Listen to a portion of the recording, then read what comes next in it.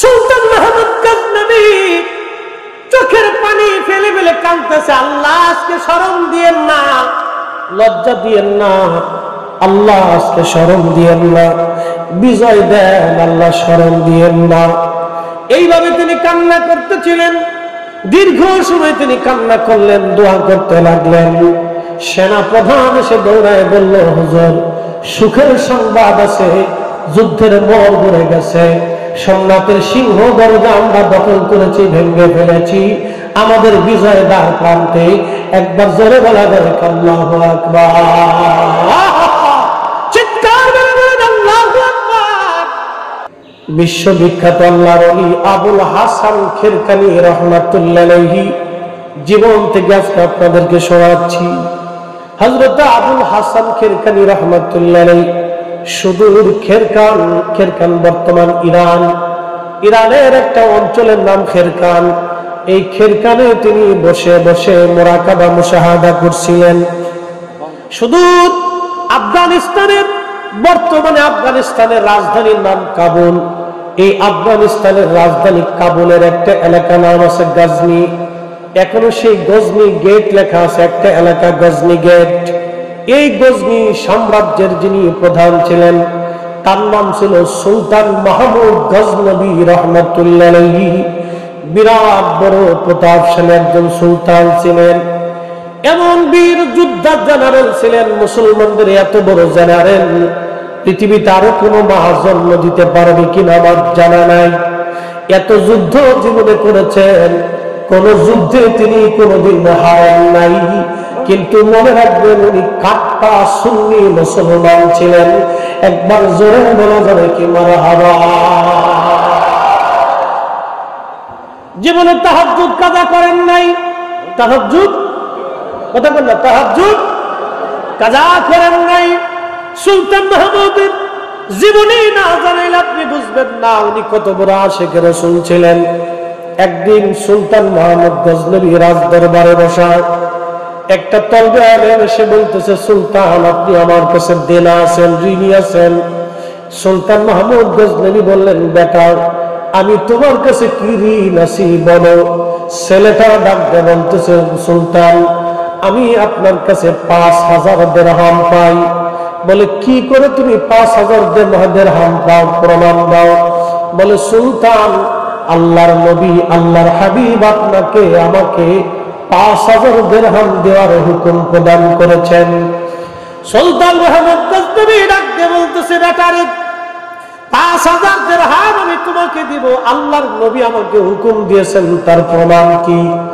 ছেলেটা ডাকতে বলতেছিলেন, সুলতান আমি মাদ্রাসার একজন তলবে আলেম, বিরাট বড় গরিব এতিম, পয়সা করি নাই, টাকার অভাবে আমার তেল কেনার মতো পয়সা নাই। আমি রাত্রিবেলা দুরূদ শরীফ পড়ে আল্লাহর নবীর কদমে দরখাস্ত দিয়ে ঘুমাইছি। রাহমাতুল লিল আলামিন নবীজি আমার স্বপ্ন এসে আমাকে ডাকতে বলেন, বেটারে কালকে সুলতান মাহমুদ গজনবীর প্রাসাদে যাইয়া তারে যাইয়া বলবা তোমার যেন 5000 দিরহাম তোমাকে যেন দিয়ে দেয়। আমি নবী তারে হুকুম দিয়ে দিলাম। একবার জোরে বলা যাবে আল্লাহু আকবার।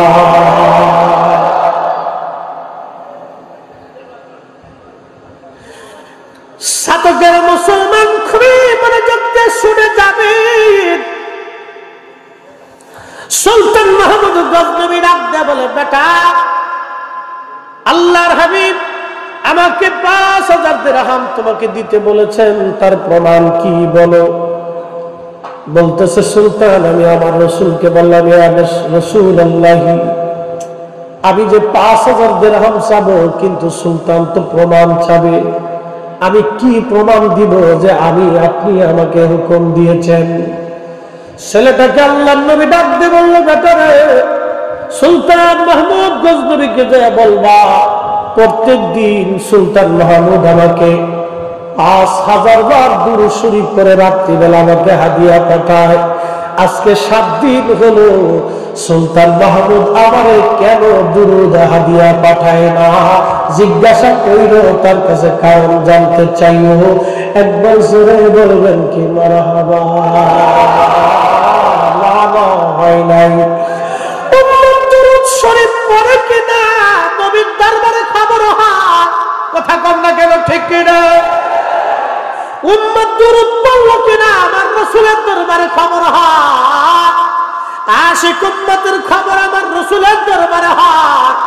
আপনি মানলেও ঠিক, না মানলেও ঠিক, মানলেও ঠিক, না মানলেও ঠিক। আপনি মানলে ইমানদার, না মানলে শয়তানের অনুসারী। সুন্নি জামাতের তাতে কিছু যায় আসে না।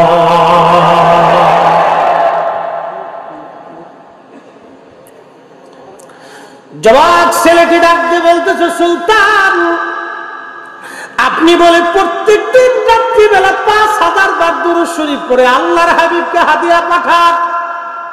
সুবহানাল্লাহ বলবেন। গজনী সাম্রাজ্যের সুলতান, বর্তমান আফগানিস্তান, ইরান, পাকিস্তানের এক অংশ, উজবেকিস্তান, তুর্কমেনিস্তান, তাজিকিস্তান, এই বিরাট অংশের তিনি গজনী সাম্রাজ্যের সুলতান ছিলেন। কত বড় আশিক রাসূল। আজকে দুরূদের বিরোধিতা হয়, আমার নবীর মিলাদের বিরোধিতা হয়।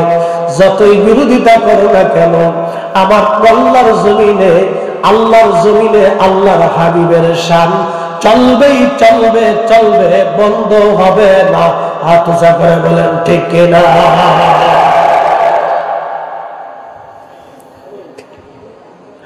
প্রশ্ন করি, জবাব দিবেন। জমিন কার? আসমান কার? জমিনে আইন চলে কার? আসমানে আইন চলে কার? সূর্য আইন মানে কার? চাঁদ আইন মানে কার? বাতাস আইন মানে কার? সমুদ্রের জোয়ার ভাটা আইন কার? সূর্যের আলো বেশি হবে না কম হবে আইন কার? আবহাওয়ার পরিবর্তন আইন কার? তামাম সৃষ্টি আল্লাহর আইনে চলে, আমরা আল্লাহর আইনে চলি। মিলাদুন নবীর মাহফিল আল্লাহর আইনে হয়, কথা বলেন ঠিক কিনা? খুবই মনোযোগ দিয়ে শুনবেন। সুলতান মাহমুদ গজনবী রাহমাতুল্লাহ আলাইহি যুবক ডাক দিয়ে বলল, হুজুর সুলতান, আজকে 7 দিন হলো আপনি আল্লাহর নবীকে দুরূদ হাদিয়া পাঠান নাই। সুলতান মাহমুদ গজনবী চোখের পানি ছেড়ে ছেড়ে দিয়ে কাঁদার বলে, বেটা তুমি সত্যি বলেছ, আল্লাহর নবী সত্যি হুকুম দিয়েছে। আজকে 7 দিন হলো আমি দুরূদ শরীফ পাঠাই না। রাজ্যের কাজে, সাম্রাজ্যের কাজে আমার দুরূদ শরীফ আমি পড়তে পারি নাই 7 দিন। প্রত্যেক দিন রাত্রিবেলা আমি 5000 বার দুরূদ শরীফ পড়ে আল্লাহর নবীকে হাদিয়া না দিয়ে আমি সুলতান মাহমুদ ঘুমাই না। আল্লাহর নবী ঠিক বলেছে রে বেটা, তুমি নিয়ে যাও আমার কাছ থেকে 5000 স্বর্ণ মুদ্রা। জীবনে যদি প্রয়োজন হয় আমার কাছে আসবা, তোমার দুনিয়ার জীবনের সব প্রয়োজন আমি মিটাই দিতে পারবো। লজ্জা করবা না, রাসূল তোমাকে আমার কাছে পাঠাইছে। আমি সুলতান মাহমুদের কত বড় বুলন্দ নসিব, আল্লাহর নবী আমার দুরূদের খবর নেয় বেটারে। তোমার কারণে আমি আমার দুরূদের সংবাদ শুনতে পারলাম। সেই সুলতান মাহমুদ গজনবী রাহমাতুল্লাহ আলাইহি কাট্টা সুন্নি মুসলমান ছিলেন, আল্লাহর ওলি ভক্ত ছিলেন। তিনি বিশ্ববিখ্যাত ওলি কামেল আবুল হাসান খেরকানি রাহমাতুল্লাহ আলাইহির রাজ দরবারে তিনি চলে গেলেন। ওলিরা দুনিয়ার মুখী হয় না। এই শাহজালালিয়া বলে মুজাদ্দিদ 360 ওলিরা ঘুমাইতেছে। তারা মুকুটহীন সম্রাট, তারা রাজ্যের সীমানাহীন সম্রাট। এমন সম্রাট তারা 750 বছর ধরে উনাদের কোনো পরাজয় নাই, উনাদের কোনো ক্ষয় নাই, উনাদের কোনো পরাজয় নাই। সাম্রাজ্য নাই, বিরাট বড় সাম্রাজ্য নাই, বিরাট বড় মসনদ নাই, সেনাবাহিনী নাই, পুলিশ ডিভিশন নাই, গোয়েন্দা বাহিনী নাই, বিরাট বড় রাজপ্রাসাদ নাই। একটা মাজার শরীফে তিনি ঘুমিয়েছেন শাহজালালিয়া মুজাদ্দিদি। 750 বছর ধরে কোটি কোটি কোটি কোটি মুসলমান ওনার জিয়ারতে, কোটি কোটি মুসলমান ওনার জিয়ারতে 750 বছর ধরে ওনার মাজারের পাশে বসে বসে আল্লাহর দরবারে কাঁদতে থাকে। এমন মুকুটহীন সম্রাট, ওরা বলে একটা মাজারও রাখবে না, একটা দরবারও রাখবে না। তারা বলে দরবার রাখবে না, মাজার দরকার নাই। যদি তোমাদের ক্ষমতা থাকে সবাই মিলেছে সুলতানে বাংলা শাহজালালের মাজারে হাত দিয়ে দেখো, বাংলার জমিনে বিশ্বযুদ্ধ লেগে যাবে।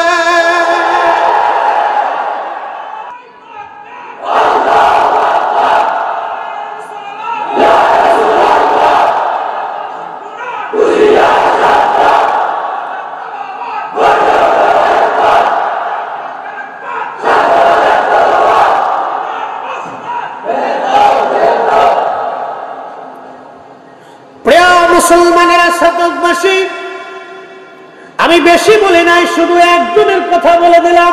কি কথা কন না কেন? বেশি লাগবে? বাংলাদেশে বিশ্বযুদ্ধ হয়ে যাবে, বিশ্বযুদ্ধ।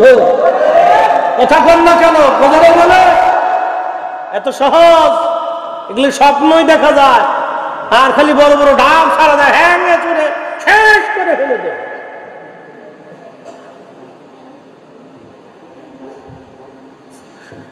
প্রিয় শতকের মুসলমান, খুবই মনোযোগ দিয়ে শুনে যাবেন। আমরা সুন্নিরা শান্তি প্রিয়। কথা বল না, আমরা কি প্রিয়? শান্তি প্রিয়। অশান্তি, বিশৃঙ্খলা, মারামারি, হানাহানি, কাটাকাটিতে আমরা বিশ্বাসী না। আমরা সুফি যারা ছিলেন তারা এগুলি তো বিশ্বাসী ছিলেন না। তবে একটা কথা মনে রাখবেন, ঘটনা শোনাইতেছি, সুফিদেরকে খেপাইয়া কারো রাজত্ব দুনিয়াতে টিকে থাকে না। আল্লাহুম্মা সাল্লি আলা সাইয়্যিদিনা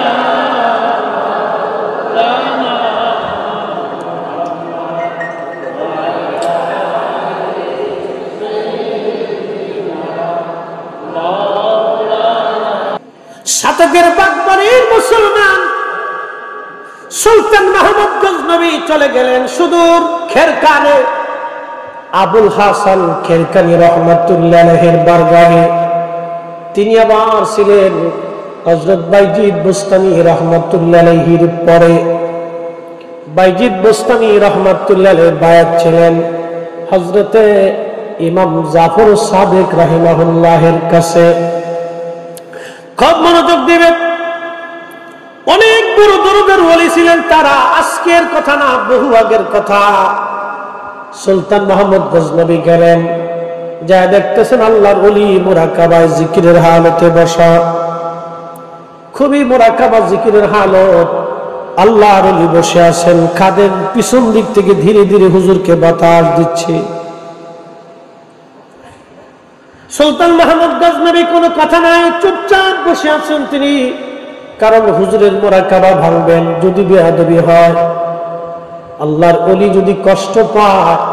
দেখেন আগের সুলতান যারা ছিলেন তারা ওলি ভক্ত ছিলেন, এতটাই ভয় পাইতেন যদি ভুল হয়ে যায়, আল্লাহর ওলির সাথে যদি বেয়াদবি হয়ে যায়। চুপচাপ তিনি বসে আছেন দীর্ঘ সময়। এত বিরাট সালতানাতের অধিকারী সুলতান একজন আল্লাহর ওলির কাছে অসহায়। কি কথা কন না কেন? ঠিক কিনা?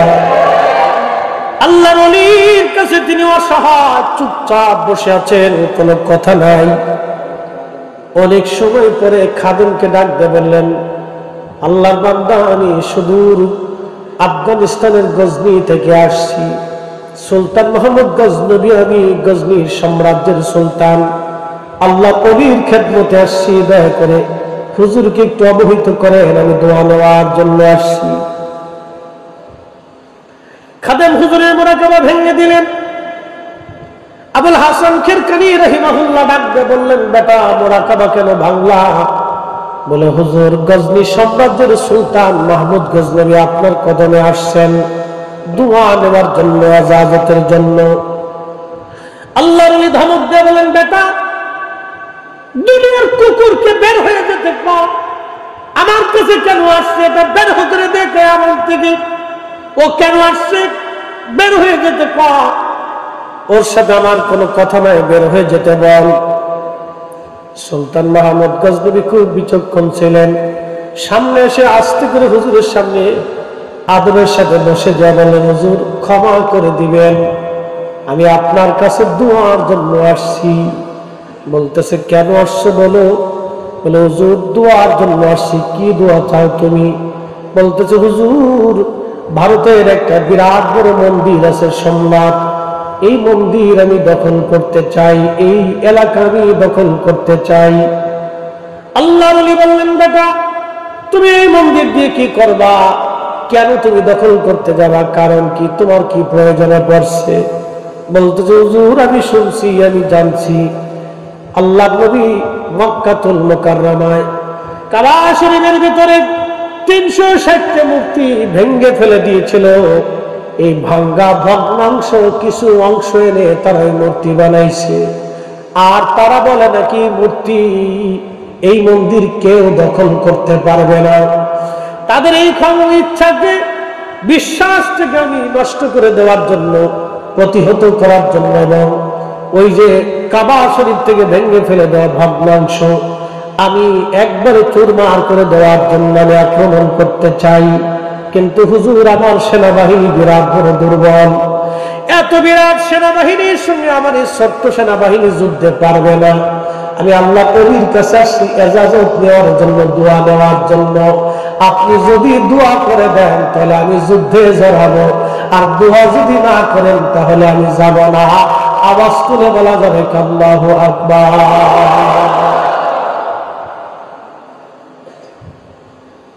ইতিহাস বুঝে যাবে না, এত সহজ। বাংলা কোনদিনও বিজিত হতো না যদি শাহজালাল ইয়ামানি মুজাররিদি রাহিমাহুল্লাহর হাত না থাকতো। কসমিন পেলেও না, বাপের জন্য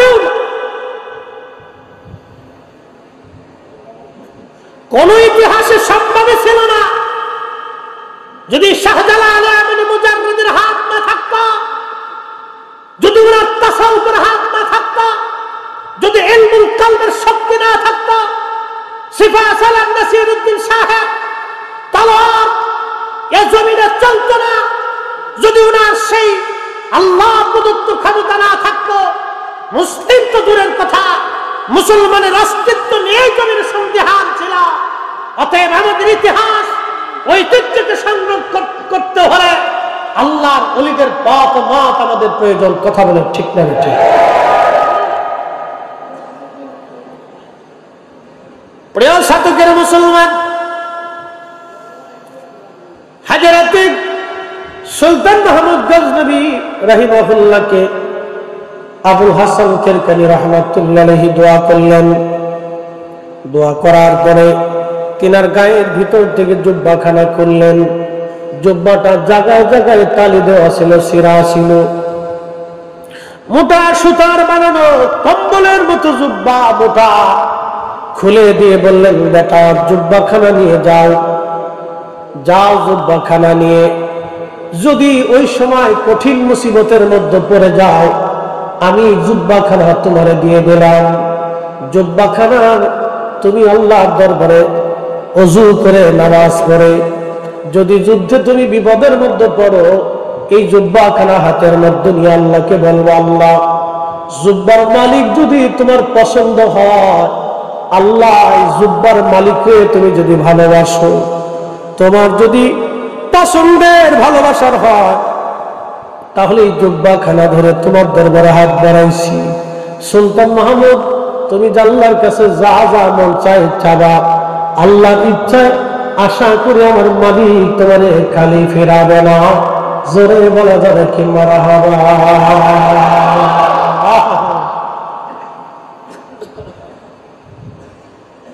উসিলা উসিলা, এরা আবার বলে উসিলাই শিরিক। বুঝছেন না? উসিলা শিরিক। তাদের যুক্তি হলো গরু যিনি বেচেন তিনি বিক্রেতা, যিনি গরু কিনেন তিনি ক্রেতা, মাঝখানে যিনি সমন্বয় করেন তিনি দালাল। তাদের কথা যুক্তি দেখেন, যুক্তি সুন্দর কিন্তু গলদ আছে। তারা বলতেছেন আমরা চাবো আল্লাহর কাছে, দিবে আল্লাহ, মাঝখানে আবার উসিলার দরকার কি? বলে উসিলা নামক কোন দালালের প্রয়োজন আমাদের নাই। কিন্তু আজকে শুনে যান, উসিলা শুধু আমরা চাই নাই, সাহাবীরা উসিলা চেয়েছে। বিশ্ববিখ্যাত সাহাবী খোলাফায়ে রাশিদ দিনের অন্যতম খলিফা হযরত ওমর রাস্তা দিয়ে হেঁটে গেলে 40 দিন পর্যন্ত শয়তান ওই রাস্তা দিয়ে যাইতো না ভয়ে। হযরত ওমর তিনি সেই খলিফাতুল মুসলিমিন, খোলাফায়ে রাশিদ, তিনি সেই খলিফা। দজলা নীল নদের তিনি একমাত্র ব্যক্তি কলম দিয়ে চিঠি লিখে পাঠিয়েছিলেন। নীল নদ তার চিঠি অনুযায়ী আবার জোয়ার এসেছিল। তিনি সেই খলিফা। মদিনায় মসজিদে নববীর মিনারাতে মিম্বরে দাঁড়িয়ে সুদূর 200 মাইল দূর নাহবানদের যুদ্ধের ময়দান তিনি দাঁড়ায় দাঁড়ায় দেখেছিলেন। তিনি সেই খলিফা ওমর, যার আওয়াজ সুদূর নাহবানদের যুদ্ধের ময়দানে পৌঁছায় গিয়েছিল। তিনি সেই খলিফাতুল মুসলিমিন ওমর ন্যায় বিচারের তাগিদে নিজের সন্তানকে পিটিয়ে হত্যা করেছিলেন। তিনি সেই ব্যক্তি যিনি চুল পরিমাণ আল্লাহর আইনের বাহিরে কোনদিন ফয়সালা দেন নাই। একবার জোরে বলা যাবে আল্লাহু আকবার।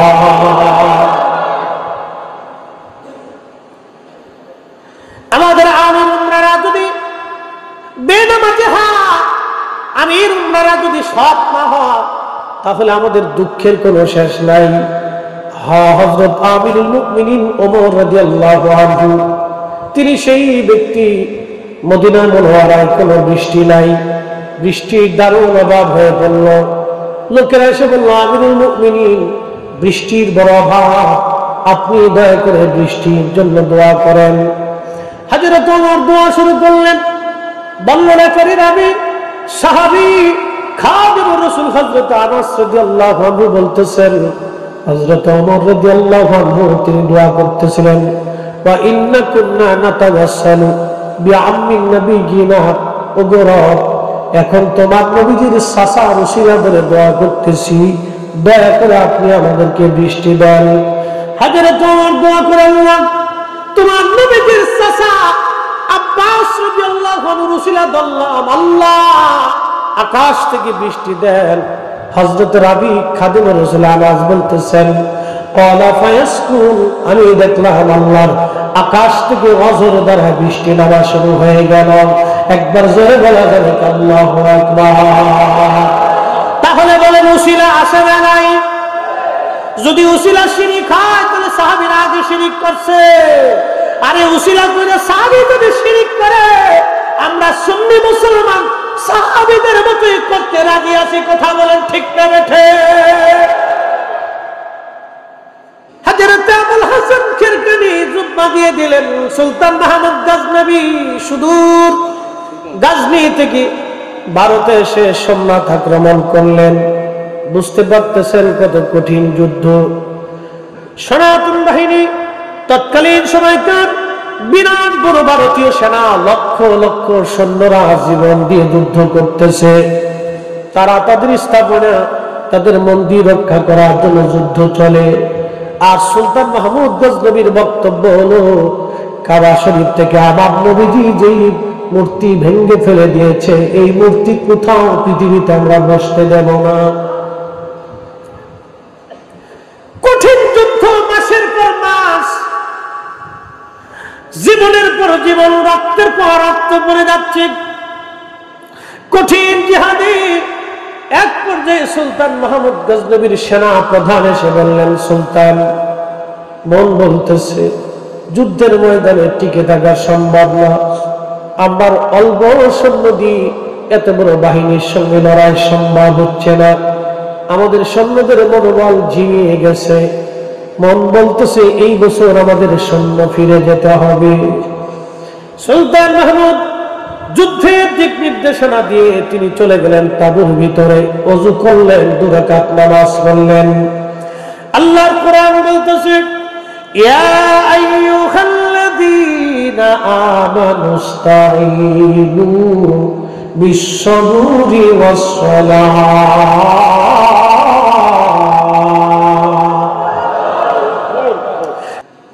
আমরা তো সেই মুসলিম, আমাদের কবির সুলতানে বাংলা যাই নামাজ বিছাইয়া সুরমা নদী পার হয়ে গেল, পানিও ডুবায় না, পানিতেও ধরে না, পানিও ডুবায় না, পানি তার বাধ্য হয়ে গেল। কি করে তাদের অবদান আপনি ভুলে যাবেন? আজ কি করে তাদের অবদান ভুলে যাবেন? মাথায় যদি ময়লা লাগে মাথা ধুয়ে ফেলতে হয়, মাথার চুলে উকুন ঢুকলে উকুন ফেলতে হয়, মাথা কেটে ফেলতে হয় না। গায়ের জুব্বায় যদি ময়লা লাগে এই জুব্বা কেটে ফেলে দিবেন না, আপনি ময়লা পরিষ্কার করে ফেলবেন।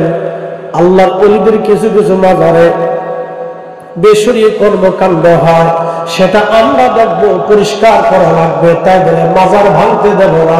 কথা কোন ঠিক কিনা? পরিষ্কার করতে হবে, ভাঙার অনুমতি দেওয়া যাবে।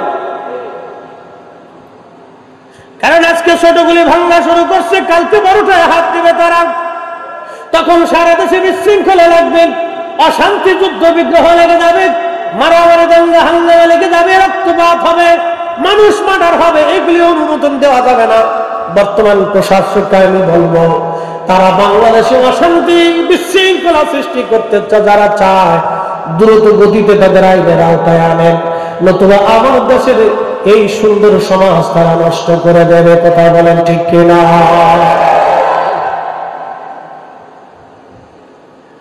প্রিয় মুসলমান, খুব মনোযোগ দিয়ে শুনে যাবেন। হাজির সুলতান মাহমুদ গজনবী নামাজে দাঁড়িয়ে গেলেন, নামাজ শেষ, জুব্বা খানা হাতে নিয়ে আল্লাহর দরবারে হাত বাড়াইলেন। আমার কোরআনে আল্লাহ বলেন, কোরআন বলতেছে, আইয়ুহাল্লাযীনা আমানুস্তাঈনু বিস-সাবরি ওয়াস-সালাহ। হে ঈমানদার, তুমি আমি আল্লাহর কাছে সাহায্য চাও। দুইটা পদ্ধতিতে তুমি আমার কাছে সাহায্য চাও।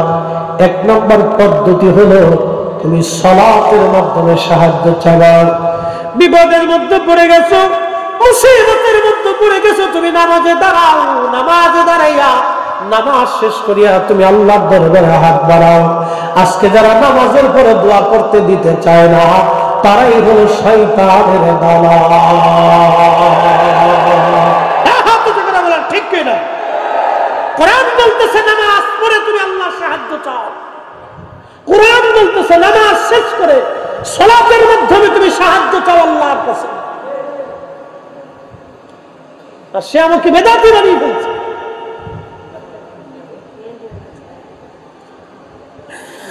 আল্লাহর কোরআন আর বলতেছে, فَإِذَا فَرَغْتَ فَانصَبْ وَإِلَى رَبِّكَ فَارْغَب।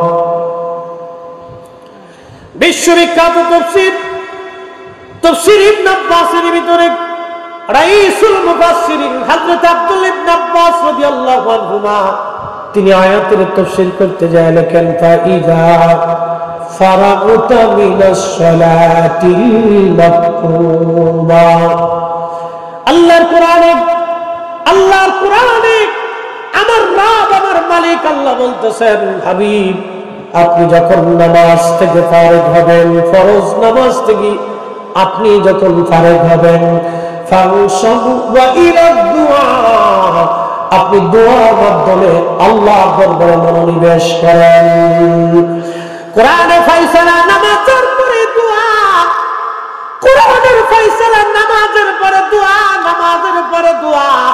পৃথিবীতে যত ঘটনা ঘটছে, ইমাম হুসাইন রাদিয়াল্লাহু আনহু কারবালায় শহীদ হবেন, সীমারকে ডাক দেবেন, সীমার একটু সময় দিবা, 2 রাকাত নামাজ আমি পড়ব। তিনি নামাজে দাঁড়ায় গেলেন, রক্ত ঝরতেছিল, এই অবস্থায় নামাজ পড়তেছেন। রক্ত ঝরা অবস্থায় তিনি নামাজে দাঁড়িয়ে গেছেন। একটা দুইটা তীর না, 121টি তীরের আঘাত ছিল। 21টা বর্ষার আঘাত ওনার শরীর মোবারকে ছিল। 33টা তলোয়ারের আঘাত ওনার শরীরটাকে ঝাঁঝরা করেছিল। পৃথিবীতে একজন ব্যক্তির মাজার শরীফ 2টা, তিনি ইমাম হুসাইন। তোনার দেহ মোবারকের মাজার কারবালা, মাথা মোবারকের মাজার হলো বর্তমান আল আজহার বিশ্ববিদ্যালয়ের পাশে। ইমাম বুখারীর মাজার আছে, ইমাম তিরমিজির মাজার আছে, ইমাম নাসাঈর মাজার আছে, ইমাম আযম আবু হানিফার মাজার আছে, ইমাম শাফিঈর মাজার আছে, ইমাম হাম্বলের মাজার আছে, পৃথিবী বিখ্যাত ওলিয়া উলিয়াদের মাজার আছে। তাদের মাজার যদি সংরক্ষণ করা না হয়, মুসলমান তাদের ইতিহাস জানবে না, ঐতিহ্য জানবে না, ভুলে যাবে। কি কথা কর না কেন, ঠিক কিনা? তাদের মাজারের পাশে যখন মুসলমান দাঁড়াবে, তখন মনে হবে তিনি ইমাম বুখারী, আমিরুল মুমিনিন ফিল হাদিস, তিনার মাজার গম্বুজ করে তৈরি করা হয়েছে। আরে বিশ্ববিখ্যাত ইমাম ইকরাম উলামা ইকরাম তাদের মাজার যিনি নির্মাণ করেছেন, আল্লাহর নবীর মাজার আছে। আল্লাহর নবী রওজা শরীফ ঢালাই করে জমিন পর্যন্ত, পাতাল পর্যন্ত ঢালাই করে সুলতান মাহমুদ গজনবী, না দুঃখিত, বিশ্ববিখ্যাত সুলতান নুরউদ্দিন জঙ্গি রাহমাতুল্লাহ আলাইহি, আল্লাহর নবীর রওজা মুবারক পাতাল পর্যন্ত একেবারে সীসা দিয়ে ঢেলে তিনি রওজা শরীফকে একবারে ঢেকে ঘিরে একবারে সীসা দিয়ে তিনি গেঁথে দিয়ে গেছেন। আল্লাহর নবীর রওজা শরীফ তিনি গেঁথেছেন। ওই জমানার বিশ্ববিখ্যাত ইমাম ইকরাম ফকিহ ছিলেন, তারা কেউ বাধা দেয় নাই। আজকে তোমাদের হলো কি, খালি ভাঙতেই চাও, ভাঙতেই চাও। তার মানে ভাঙার কথা না, কথা হলো আমার দেশের উগ্রতার বিষ সরাই দিতে চাও, আমার দেশে অশান্তি বাঁধাইতে চাও। আমরা সুন্নিরা সজাগ থাকতে দেশে অশান্তি বাঁধাইতে দেব না। কথা বলেন ঠিক কিনা?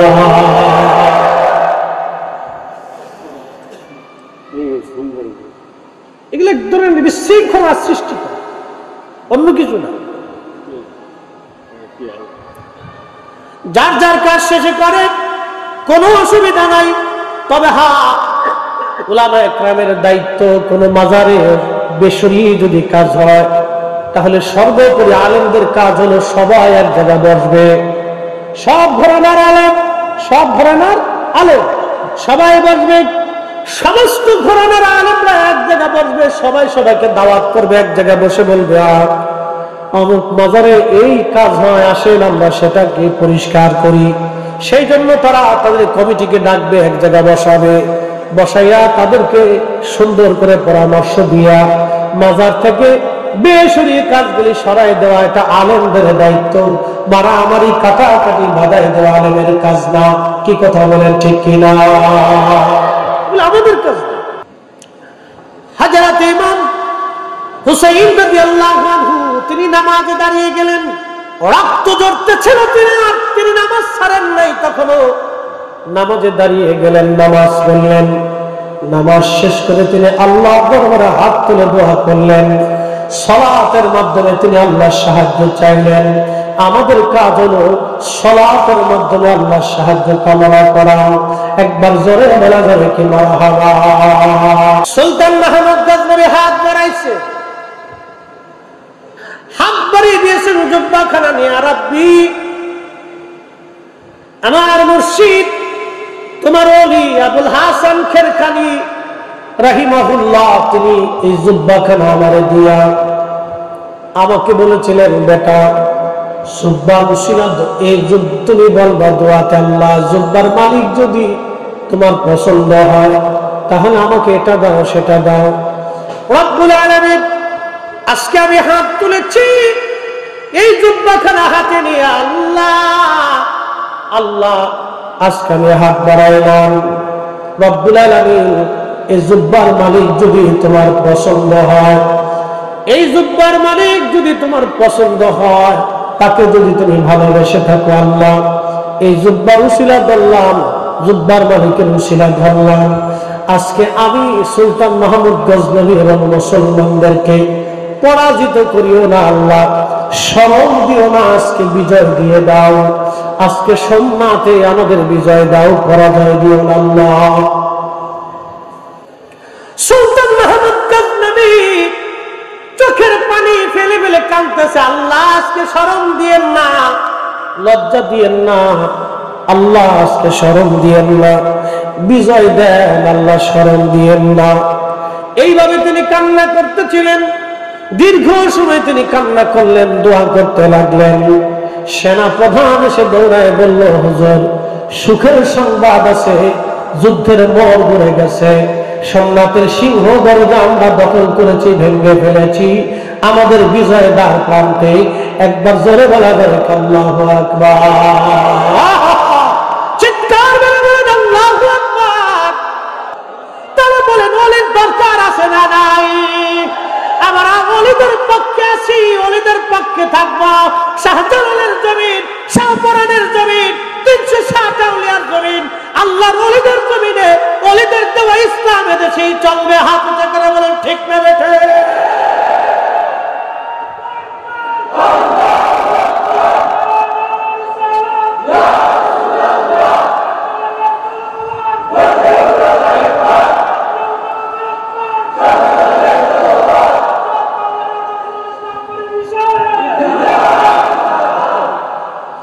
প্রিয় শতকের মুসলমান, বিদায় হয়ে গেল, মুসলমান চলে গেলেন।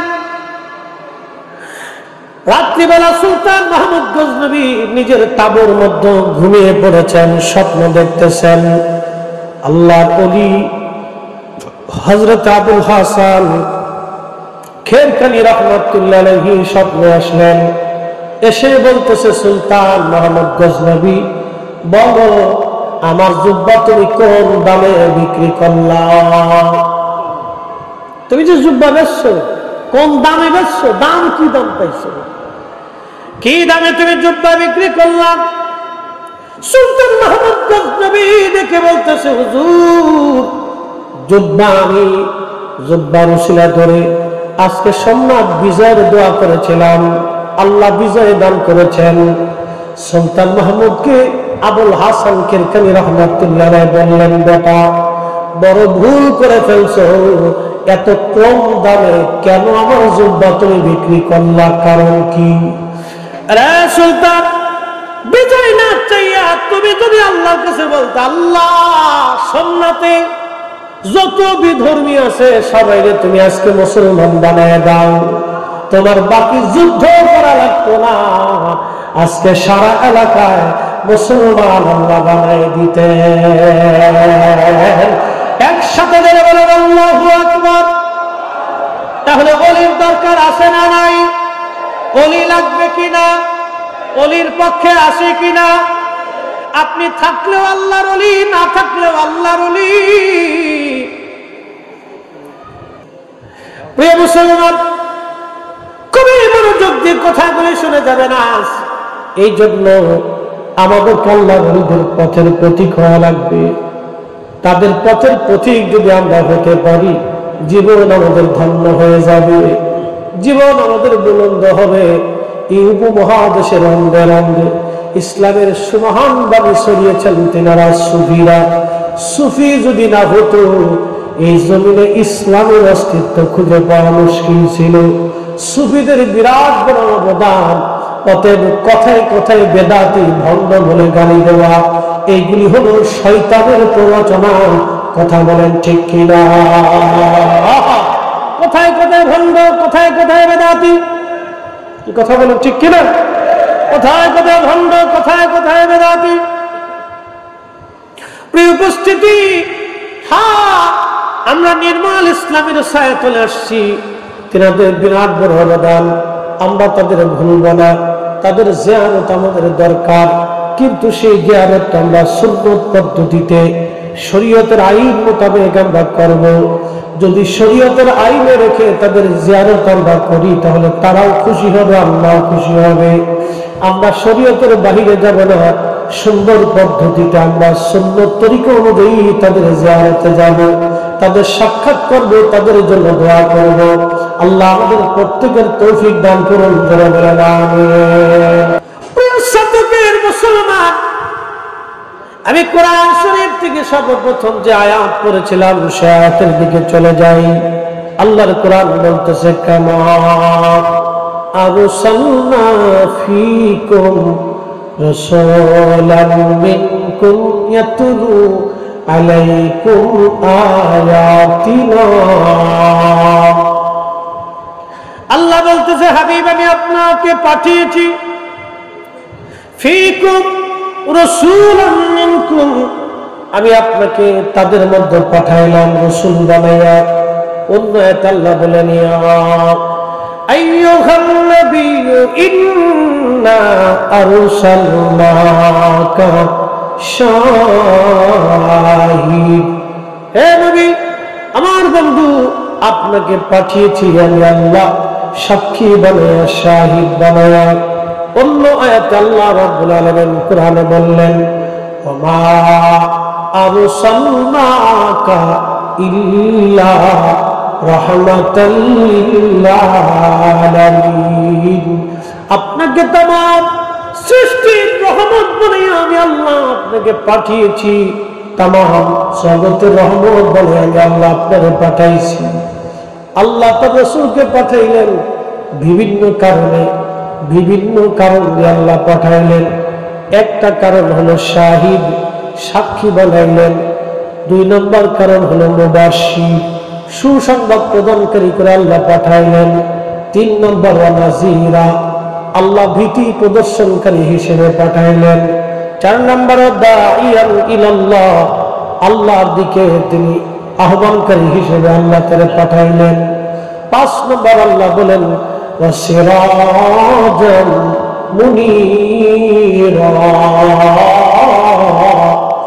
উজ্জ্বলতম প্রদীপ বানিয়ে আল্লাহ তার নবীকে আমাদের মধ্যে পাঠাইলেন। আহা রহমাতুল লিল আলামিন নবীজি 63 বছরের জীবনে মাত্র 23 বছর তিনি মানুষের মাঝে দাওয়াতের কাজ করেছেন। বাকি 40 বছর মক্কার অলি গলি দিয়ে তিনি ঘুরে বেরিয়েছেন, পাহাড়ে কাটিয়েছেন, সংসার করেছেন, বিয়ে শাদী করেছেন, বাচ্চা কাচ্চা হয়েছে। আহা এমন একজন মহিষী নারীকে তিনি বিয়ে করেছিলেন, তার নাম হযরতে খাদিজাতুল কুবরা রাদিয়াল্লাহু আনহা। তিনার লকব ছিল তাহেরা তাইয়্যিবা, এর অর্থ ছিল তিনি কোনোদিন কোনো মূর্তির সামনে মাথা নত করেন নাই, তিনি কোনো প্রতিমার সামনে মাথা নত করেন নাই, কোনোদিন কোনো পাথরের সামনে তিনি মাথা নত করেন নাই। জাহিলিয়াতের হারামি সারামি খারাপি নাপাকি কোনোদিন তার ছোঁয়া তার গায়ে লাগে নাই।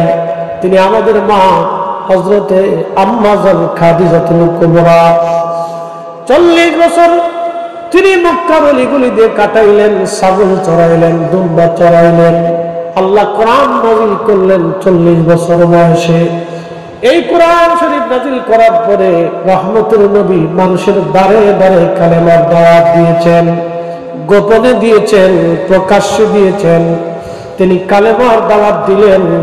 সর্বপ্রথম আমার নবীর কালেমার দাওয়াত যিনি মেনে নিলেন তিনি আম্মা জান খাদিজা। এরপরে বালকদের মধ্যে যিনি কালেমার দাওয়াত মেনে নিলেন তিনি হযরত আলী কাররামাল্লাহু ওয়াজ। এই 3 জন কাবা শরীফে নামাজ পড়তেন। আম্মা জান খাদিজা, হযরত আলী এবং আমার নবীজি 3 জন কাবা শরীফে তারা নামাজ পড়তেন। এই 3 জন কাবাতে মাঝে মধ্যে যায় নামাজ পড়তেন। এই 3 জন ছাড়া ওই সময় কাবায় নামাজ পড়ার কেউ ছিল না। খুব মনোযোগ দিয়ে শুনে যাবেন। হযরত আলী রাদিয়াল্লাহু আনহুর বয়স তখন 10, তিনি 10 বছর বয়সে কালেমা পড়েছিলেন। হযরত আলীর শরীরের ভিতরে কোনো শরাবি খারাপি হারামি নাপাকি কোনোদিনও তিনার শরীরে বাতাস পর্যন্ত লাগে নাই। তিনি কখনো মদ পান করেন নাই, তিনি কখনো নেশায় আসক্ত হন নাই। 10 বছর বয়সে কালেমা শরীফ পড়লেন তিনি, কোনো শরাবি খারাপি তার শরীরে লাগে নাই। খুব মনোযোগ দিবেন। তার সঙ্গে আমার নবীজি তার কন্যা ফাতেমাকে বিয়ে দিলেন। ফাতেমাকে বিয়েটা আল্লাহর আইনে হয়েছিল, নবীর ইচ্ছায় হয় নাই, সেই ইচ্ছাটা ছিল আমার আল্লাহর। খুব মনোযোগ দিবেন। হযরতে রাসূল করিম সাল্লাল্লাহু আলাইহি ওয়াসাল্লামের ঘর ছিল খুবই দুর্বল, বাড়ির মধ্যে খাবার ছিল না। ফাতেমাকে সুন্দর কোনো পোশাক তিনি কিনে দিবেন নাই, নবী কিনে দিতে পারেন নাই। যদিও আল্লাহর পক্ষ থেকে আধ্যাত্মিক ক্ষমতা তার ছিল, কিন্তু কখনো দামি পোশাক ফাতেমারে দেন নাই। খাবারের অভাবে ফাতেমা রাদিয়াল্লাহু আনহা পুষ্টিহীন হয়ে গেলেন, হীন হলেন, দুর্বল হয়ে গেলেন। ঘরের মধ্যে খাবার থাকতো না। আম্মা জান খাদিজাতুল কুবরা ইন্তেকাল করার পরে হযরত ফাতেমা রাদিয়াল্লাহু আনহা নবীজির সঙ্গে মদিনায় চলে আসছে। ঘরের মধ্যে কিছুই ছিল না ফাতেমার। খোদায় খোদায় দিন চলে গেলেন। ও শতকের মুসলমান মা বোনেরা, খুব মনোযোগ দিয়ে কথাগুলি শুনে যাবেন। হযরতে ফাতেমা রাদিয়াল্লাহু আনহার ঘরে তেমন কিছুই ছিল না। ওনার একটা বালিশ ছিল, এই বালিশটা খেজুর গাছের যে ছাল আছে, আপনারা জানবেন খেজুর গাছের ছাল, এই ছালগুলি আলাদা করে তিনি চামড়ার ভিতরে ঢুকাই দিয়ে সেলাই করে বালিশ বানিয়েছিলেন। ওই পুষ্টিহীন হয়ে গেলেন, খুবই হীন হয়ে গেলেন। ফাতেমার 18 বছরের বয়স। আল্লাহ নবী বিবাহের জন্য হযরত আলী রাদিয়াল্লাহু আনহুকে পছন্দ করলেন আল্লাহর ইচ্ছায়। পছন্দ হয়ে যাওয়ার পরে দিন তারিখ নির্দিষ্ট হলো। হযরত আলীকে ডেকে বলেন, আলী রে, বিবাহ করার মতো তোমার কি আছে? হযরত আলী রাদিয়াল্লাহু আনহু বললেন, ইয়া রাসূলুল্লাহ, আমার তো কোনো সম্পদ নাই, আমার ঘরে খাট নাই, পালং নাই, বিছানাপত্র কিছুই নেই। ইয়া রাসূলুল্লাহ, আমার একটা ঢাল আছে, একটা তলোয়ার আছে, আর একটা গায়ের বর্ম আছে, লোহার পোশাক, যেটা গায়ে দিয়ে আমি যুদ্ধের ময়দানে যাই। আল্লাহ নবী বলেন, আলী, যুদ্ধের জন্য তলোয়ার দরকার, ঢালেরও দরকার, কিন্তু আপাতত বর্মটা তুমি বিক্রি করতে পারো।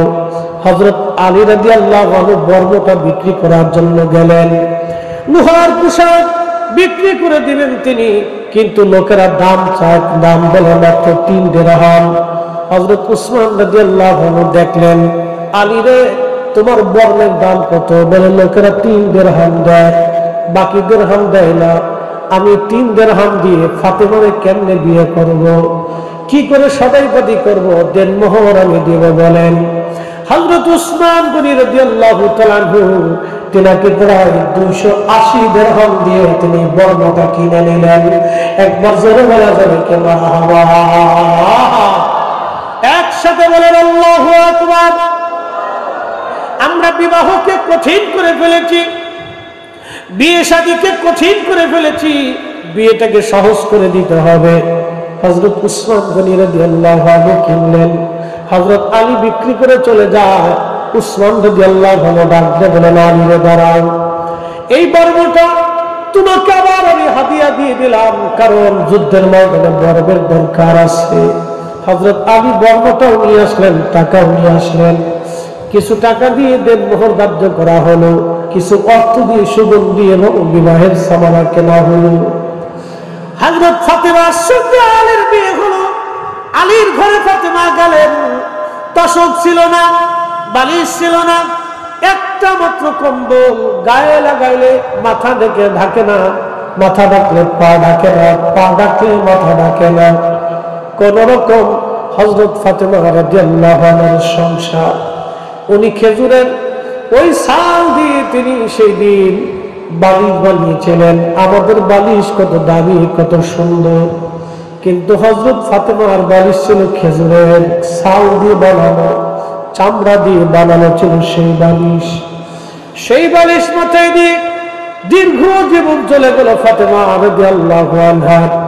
একদিন হযরত আলী রাদিয়াল্লাহু আনহু ডাক দিয়ে বললেন, ফাতেমা রে, ঘরের মধ্যে আমাদের বিরাট অভাব, তুমি জানো আমি বড় গরিব মানুষ, আমার কামাই রুজি তেমন কিছু নাই।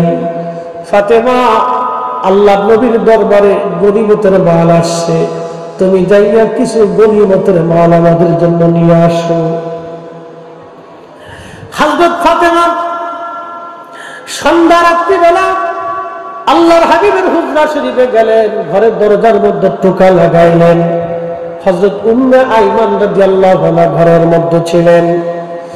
আল্লাহর নবী উম্মে আইমানকে ডেকে বলতেছে, উম্মে আইমান শোনো, ঘরের দরজায় যে টোকা লাগাইতেছে, টোকার আওয়াজে মনে হয় এটা আমার ফাতেমার হাত। দরজা খোলো। এই রাত্রিবেলা ফাতেমা কেন আসলো? কারণ কি, কি জন্য আমার ফাতেমা আসছে? তাড়াতাড়ি দরজা খোলো। দরজা খুলে দেওয়ার পরে ফাতেমা ঢুকলেন। আল্লাহ নবী তার বিছানায় বসাইলেন। কি হয়েছে ফাতেমা? বলো গো মা, কি জন্য তুমি আসছো? ফাতেমা কেঁদে দিয়ে বলেন, আব্বাজান, আপনি আমারে গরিব ঘরে আলীর ঘরে বিয়ে দিয়েছেন। তিনি গরিব মানুষ, বাজার সবাই আমাদের হয় না, একদিন আনলে আর একদিন আমি না খেয়ে থাকি, একদিন রান্না হইলে আর একদিন রান্না হয় না। আব্বাজান ঘরের মধ্যে কোনো আসবাবপত্র নাই, কোন রকম একটা খেজুরের মাদরের উপর আমাদের জীবন চলে। বালিশ নাই, খেজুর গাছের ছাল দিয়ে আমি বালিশ বানাইয়া বিছানা করে থাকি। একটা মাত্র কম্বল আব্বাজান, এছাড়া আর কোনো কম্বল আপনার আলীর ঘরে নাই। খোদায় দিন যায় শুনছি আপনার কাছে নাকি গনিমতের মাল আসছে। আব্বাজান কিছু গনিমতের মাল যদি আমরা দয়া করে দিতেন।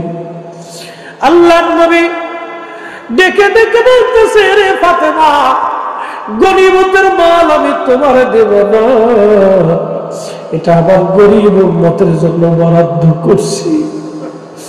আল্লাহর হাবিব উম্মতকে কতটা ভালোবাসছে, আমাদেরকে কত পরিমাণে ভালোবাসছে, নিজের কন্যাকে ফেরত দিয়ে দিলেন। মেয়েটা ক্ষুধার্ত, চেহারার দিকে তাকানো যায় না। নবীজির কষ্ট হচ্ছিল, ডাক দেয়া বলতেছে, ফাতেমা রে, তোমারে গরিবতের মাল দিব না, আমি আমার গরিব উম্মতের জন্য বরাদ্দ করছি, এটা আমার গরিব উম্মতের জন্য বরাদ্দ রে ফাতেমা। একটা কথা মনে রাখবেন, আল্লাহ নবী বলছেন, শাসক গোষ্ঠীরা যদি সরকারি মাল নিজেদের ভোগ করে খায়, তাহলে বুঝবো কিয়ামতের আলামত, দুনিয়ার চাইতে কবর ভালো হবে। আর শাসক গোষ্ঠী যদি আমানতের সাথে তোমাদের সম্পদগুলি জনগণের মধ্যে বন্টন করে, তাহলে বুঝবা কবরের চাইতে দুনিয়া ভালো হবে। শতকের মুসলমান কি কঠিন শোষণ বন্টন, সেই দিন মেয়েটাকে ফেরত দিয়ে দিলেন। মা তুমি চলে যাও ফাতেমা, গনিমতের মালের একটা অংশ তোমাকে দেওয়া হবে না, এটা আমার গরিব উম্মতের জন্য বরাদ্দ। আমরা যে তারা বরের উম্মত, কয়দিন কেন্দেছি। আল্লাহর নবীর আদরের উম্মত আমরা কিছুই করতে পারি নাই। আহা, সেই দিন গরিব উম্মতকে নবীজি ভুলেন নাই। যারা গরিব আছেন চিন্তার কারণ নাই, পেরেশানি নিবেন না। আমার নবীকে গরিবরা আগে ভালোবাসছে, গরিবরা ভালোবেসে যাবে। গরিবরা আমার নবীর সঙ্গে জান্নাতে হাসতে হাসতে চলে যাবে। একবার জোরে বলা যাবে আল্লাহু আকবার। গরিবরা আগে হাসতে হাসতে জান্নাতে চলে যাবে আমার নবীর সঙ্গে। ফাতেমা মনটা বাজার করে চলে গেলেন, কিন্তু আলহামদুলিল্লাহ বললেন, এতটা মন খারাপ করেন নাই। কিন্তু আল্লাহর নবীর ঘুম আসতেছিল না, সারা রাত নবীজি ঘুমাইতে পারতেছিলেন না। একবার ডান দিকে মুসুর দেন, আবার বাম দিকে মুসুর দেন। আম্মা খাদিজার তিরদানির পরে আমার নবীকে আগলে রেখেছিলেন হযরত ফাতেমা রাদিয়াল্লাহু আনহা। আহা, মেয়েটা এমন ভাবে নবীকে ভালোবাসতেন, যেই জন্য আল্লাহ খুশি হয়ে নবীকে বলেন, হাবিব আপনি বলে দেন, আপনার ফাতেমা হলো সাইয়্যিদাতুন নিসাই আহলিল জান্নাহ, জান্নাতের রমণীদের সর্দারিনী হলো আপনার ফাতেমা। একবার জোরে বলা যাবে আল্লাহু আকবার। আরে আমার রাসূলকে ভালোবাসার জন্য ফাতেমা যদি সাইয়্যিদানি হয়ে গেলেন, তিনি সর্দারিনী। সুন্নি আমরা মুসলমান, নবীর ভালোবাসার কথা আমরা ব্যক্ত করি, এই জন্যই রাসূলের ভালোবাসায় পাহাড় সম গুনাহগুলি ধ্বংস হবে। নবীর ভালোবাসায় 8টা জাহান্নাম নিভে যাবে, যা 7টা জাহান্নাম নিভে যাবে, 8টা জান্নাত উম্মতের জন্য বরাদ্দ হবে। উম্মত যে জান্নাতের দরজা দিয়ে খুশি চলে যাবে সেই জান্নাতে। খুব মনোযোগ দেন, ফাতেমাতুজ জাহরা রাদিয়াল্লাহু আনহা চলে গেলেন। হযরত আলী ডাক দিয়ে বলেন, ফাতেমা রে, নবী কি বলেছেন? ফাতেমা বললেন, স্বামী আমার, আল্লাহ রাসূল বলেছেন গনিমতের মাল বলে গরিব উম্মতের জন্য বরাদ্দ হয়েছে, কিছুই দিবে না নবী, আমাকে ফেরত পাঠিয়ে দিয়েছেন। হযরত আলী আলহামদুলিল্লাহ বলে শুয়ে রইলেন। শতকের নারী সমাজ ঘরের ভিতর থেকে যারা কথাগুলি শুনেন ভালো করে শুনে যান। আল্লাহু আকবার। ফাতেমা রাদিয়াল্লাহু আনহা তিনি চলে গেলেন, নবীর ঘুম আসে না, বারবার বারবার এপিট ওপিট ওপিট ওপিট করতে লাগলেন। আল্লাহর নবী সকালবেলা ফজরের নামাজ পড়ে নবীজি তাড়াতাড়ি ফাতেমার ঘরের দরজায় আসছে, টুকা লাগাইলেন। আল্লাহর নবীর জন্য দরজা খুলে দেওয়া হলো। ফাতেমা ঘরের ভিতরে যে নবীজি খাটের উপরে বসলেন, বসিয়া আল্লাহর নবী ডাক দেয়া বলেন, ফাতেমা রে, মন বেজার করছো, তোমার গনিমতের মাল দেই নাই, তোমার আব্বাজান সারা রাত ঘুমাইতে পারে নাই, আমি আমার কলিজার টুকরা মেয়েটাকে আমার দরজা থেকে ফেরত পাঠাইছি। ফাতেমা রে, তোমার আব্বা সারা রাত ঘুমাইতে পারে নাই। ফাতেমা, কিন্তু আমার মালিক আমার আল্লাহ আমার খালি ফেরত পাঠাই নাই, আমার আল্লাহ তোমার কাছে আমারে পাঠাইছে। চিৎকার করে জোরে বলবেন কি আল্লাহু আকবার। আমার আল্লাহ তোমার কাছে আমারে পাঠাইছে। ফাতেমা, দুইটা জিনিস আল্লাহ তোমাকে দিতে বলেছে, হয় গনিমত নিবা, না হয় আল্লাহর কাছ থেকে তাসবিহ তুমি নিবা। হয় গনিমত নাও, না হয় তাসবিহ নাও। বলে আব্বাজান, আল্লাহ কি তাসবিহ দিয়েছেন বলেন? বলে আল্লাহ তাসবিহ দিয়েছে প্রত্যেক দিন এশার নামাজের পরে রাত্রিবেলা ঘুমোতে যাওয়ার আগে তুমি 33 বার আলহামদুলিল্লাহ, 33 বার সুবহানাল্লাহ, 34 বার আল্লাহু আকবার বলে তুমি ঘুমাইবা। এই তাসবিহটা শুধু তোমার জন্য এবং আলীর জন্য আল্লাহ পাঠাইছে। হয় এই তাসবিহ তুমি নাও, না হয় তুমি গনিমতের মাল নাও। যদি এই তাসবিহ তুমি নাও, আল্লাহর ওয়াদা তোমার ঘরে অভাব থাকবে না, আল্লাহ তোমার উপর খুশি থাকবে। ফাতেমা ডাক দেয়া বলে, আব্বাজান আমার গনিমতের মাল লাগবে না, আল্লাহ দেওয়া তাসবিহটা আপনি আমাকে দিয়ে যান। জোরে বলে যাবে কে মারহাবা। আমাদের মেয়ে আজকে দুনিয়ার মোহে পড়িয়া, সাজগোজে পড়িয়া দুনিয়ার পাগল পারা হয়ে গেছে। নারী দুনিয়ার পাগল পারা হওয়া যাবে না। ফাতেমার আদর্শ যদি আমরা নিতে পারি, বোন আমার, হাসতে হাসতে আলমারউ মা মান হাব্বা, আল্লাহ নবীর কন্যা সাইয়্যিদাতুন নিসাই আহলিল জান্নাহ ফাতিমাতুজ জাহরা রাদিয়াল্লাহু আনহার সঙ্গে আমাদের হাসর নাসর হয়ে যাবে রে বোন, আপনার হাসর হবে। আল্লাহর নবী বললেন, তুমি যাকে মহব্বত করো তার সঙ্গে তোমার হাসর নাসর হবে। ও মুসলমান, খুব মনোযোগ দিবেন, আমি রাসূল ভালোবাসার কথা বলতেছি। আল্লাহর নবীর প্রত্যেকজন সাহাবী এইভাবে নিজের জীবনকে উপেক্ষা করে আল্লাহর নবীকে ভালোবাসতেন। তারা নিজেদের পিঠের চামড়া দিয়েছেন, গোশত দিয়েছেন, সব কিছু উজাড় করে দিয়ে নবীকে ভালোবাসতেন তারা। আমরাও সেভাবে ভালোবাসবো। কারো বেদাতের ফতোয়ার তক্কা শোনার সময় আমাদের নাই। আমরা রাসূলুল্লাহর পক্ষে স্লোগান দিয়ে যাবে, ঠিক না বেঠে? বলেন তো জমিন কার?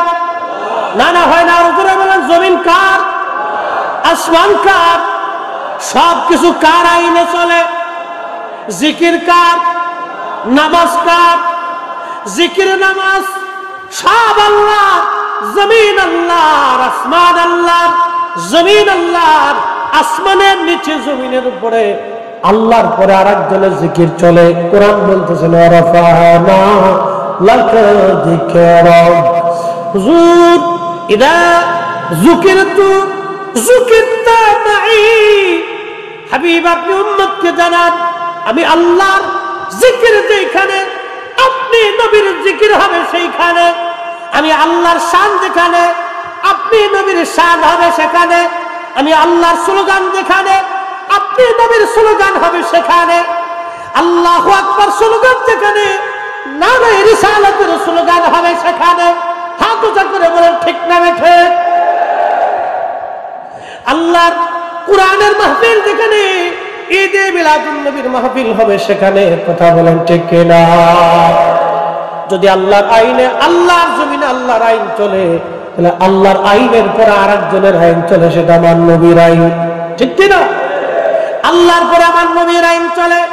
অতএব আল্লাহর আইনে আল্লাহর স্লোগান যেখানে আমার রাসূলের স্লোগান হবে সেখানে যতই বেদাতি ফতোয়া দাও, ওই বেদাতের ফতোয়া সুন্নিদের শোনার সময় হাতে নাই। কথা কয়।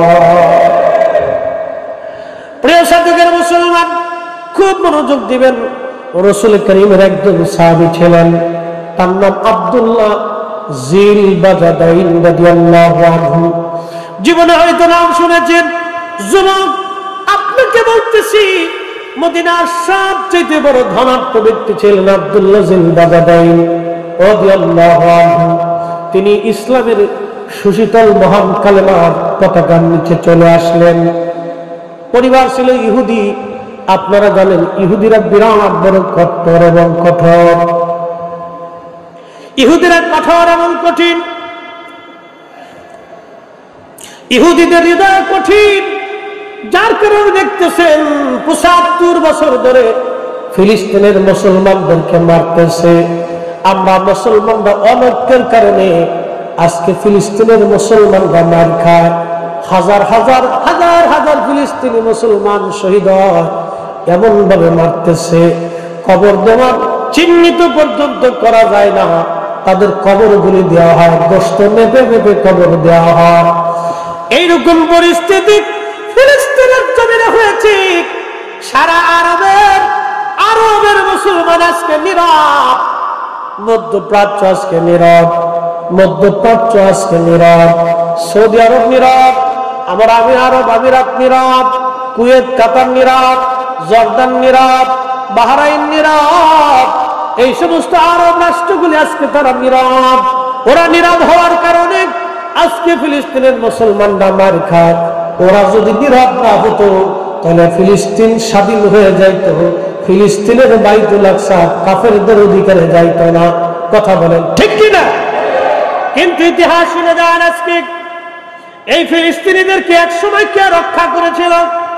কার হাতে এই ফিলিস্তিনের বিজয় হয়েছিল? আজকে ইতিহাস শুনে যান, ক্রুসেডাররা ফিলিস্তিনের বাইতুল আকসা দখল করে নিল। এই বাইতুল আকসার যে অঞ্চল, যেটা বর্তমানে গাজা, এটার নাম কিন্তু গাজা ছিল না, এটার নাম ছিল আসকালান। এটার নাম ছিল আসকালান।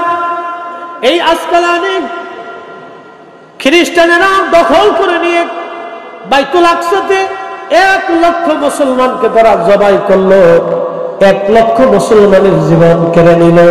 ইতিহাস সাক্ষী, হাঁটু পর্যন্ত রক্তে সারা বাইতুল আকসা ডুবে গেল, এত পরিমাণে রক্ত জমা হয়ে গেল। আহা, ফিলিস্তিন দখল করে নিয়ে গেল ক্রুসেডাররা, লক্ষ লক্ষ খ্রিস্টান সৈন্যরা ফিলিস্তিন দখল করে নিয়ে গেল। দখল করার 200 বছর পরে ফিলিস্তিনিদের উদ্ধার করার জন্য সুলতান গাজী সালাউদ্দিন আইয়ুবী রাহমাতুল্লাহর নেতৃত্বে বিরাট একটা সৈন্যবাহিনী বাইতুল আকসা অবরোধ করে তারা দখল করল। সুলতান গাজী সালাউদ্দিন আইয়ুবী, আমার দিকে তাকান, তিনি কে? কাট্টা সুন্নি একজন মুসলমান। তিনার পীর মুর্শিদ আল্লামা ইমাম ইজ্জুদ্দিন রাহিমাহুল্লাহ, বিশ্ববিখ্যাত আলেম এবং সুফি ছিলেন তিনি। আল্লামা ইমাম ইজ্জুদ্দিন রাহমাতুল্লাহ ছাত্র ছিল সুলতান সালাউদ্দিন আইয়ুবী রাহমাতুল্লাহ। উনার আপন ভগ্নিপতি, ইতিহাস শুনে, উনার আপন ভগ্নিপতি, তার নাম বাদশাহ মুজাফফরউদ্দিন কুকুবুরি রাহমাতুল্লাহ আলাইহি। তিনি ছিলেন সুলতান মুহাম্মদ সালাউদ্দিন আইয়ুবীর আপন ভগ্নিপতি। তিনি ইরাকের ইরবলের বাদশা ছিলেন, বিরাট বড় বাদশা। কিন্তু তিনি আদিলান আবিদান জাহিদ, তিনি আবেদ ছিলেন, কোরআন ছিলেন, আবেদ ছিলেন, বড় বুজুর্গ ছিলেন এবং জাহিদ ছিলেন, দুনিয়া বিরাগী বাদশা। উনার স্ত্রী সুলতান গাজী সালাউদ্দিন আইয়ুবীর আপন বোন, তিনি টুপি বানাইয়া, টুপি সেলাই করে, টুপি বানাইয়া, টুপি সেলাই করে সংসার চালাইতেন। একবার জোরে বলা যাবে আল্লাহু আকবার। আর আমাদের দরবেশ নিয়ে গেল 60,000 কোটি টাকা, দরবেশ নিয়ে গেল 60,000 কোটি। আরে ভাই, খুব মনোযোগ দিবেন। দরবেশ নিল 60,000 কোটি। এইভাবে যদি চলে যায় তাহলে আমাদের হক নষ্ট হবে। সেই দিনে রাজা বাচ্চা যারা ছিলেন তারা সেই দিন টুপি সেলাই করে সংসার চালাইতেন। খুব মনোযোগ দিয়ে যাবেন। রাজা বাচ্চা যারা ছিলেন সংসার চালাইতেন সেই দিন। আহা, টুপি সেলাই করে সুলতান গাজী সালাউদ্দিন আইবের আপন বোন। শুনে যাবেন আজকে ইতিহাস। তার স্বামী রাজকীয় ভাবে রাজদরবারে 1 লক্ষ স্বর্ণ মুদ্রা খরচা করে তিনি মিলাদুন নবীর মাহফিল করতেন। একবার জোরে বলা যাবে আল্লাহু আকবার। না না, আরো জোরে বলেন আল্লাহু আকবার। তার মানে বাইতুল আকসা যারা বিদায় করেছে, বাইতুল আকসা যারা কাফেরদের হাত থেকে ছিনিয়ে এনেছে, তারা মিলাদুন নবীর মাহফিল করতেন, মিলাদুন নবী করতেন। আমি লিখি নাই, ইমাম ইবনে কাসির আল বেদার মধ্যে লিখেছেন, ইমাম সুয়ুতি হুসনুল মাকাসিদ লিখেছেন, ইমাম মোল্লা আলী কারি আল মাওরিদের মধ্যে লিখেছেন। আমি লিখি নাই, আমি বলি না, ক্রান্তদের কিতাবের মধ্যে লিখেছেন। যারা বাইতুল আকসা মুসলমানদেরকে তিনি উপহার দিয়েছিলেন, কাফেরদের হাত থেকে ছিনিয়ে এনেছিলেন, তারা মিলাদুন নবী করতেন। তার মানে সুফিরা মিলাদুন নবীর মাহফিল করতেন। এটা যতই বন্ধ করে দেওয়ার চেষ্টা হোক, বাংলার জমিন কেন আজকে দেখলাম সারা পৃথিবীর প্রত্যেকটা বড় বড় শহরে মিলাদুন নবীর র্যালি হয়েছে। একবার জোরে বলা যাবে কি মারহাবা। ইতিহাস শুনেন, ইতিহাস শুনে যান, এগুলি আমাদের জানার দরকার। সুলতান গাজী সালাউদ্দিন আইয়ুবী সেই দিনের সেই বীর মুজাহিদ, তিনি যদি তলোয়ার না ধরতেন, আজকের এই Morocco, Algeria, Nigeria, Sudan, Ethiopia, Kenya, Senegal, আফ্রিকাতে ইসলাম, এশিয়া মাইনরে আরবের দেশ, লিবিয়া, লেবানন, তিউনিসিয়া, এই যে আপনার জর্দান, এরপরে সিরিয়ার এক অংশ থেকে শুরু করে বিরাট অংশ ক্রুসেডাররা দখল করে নিয়ে গেল মিশর পর্যন্ত। সেই দিন সুলতান গাজী সালাউদ্দিন আইয়ুবী লড়াই করে করে করে করে করে করে কাফিরদের হাত থেকে মুসলিম দেশগুলি পুনরুদ্ধার করে বাইতুল আকসা বিদায় করেছিলেন। তিনি সেই আবিদ জাহিদ, তার বোন টুপি সেলাই করে সংসার চালাইতো।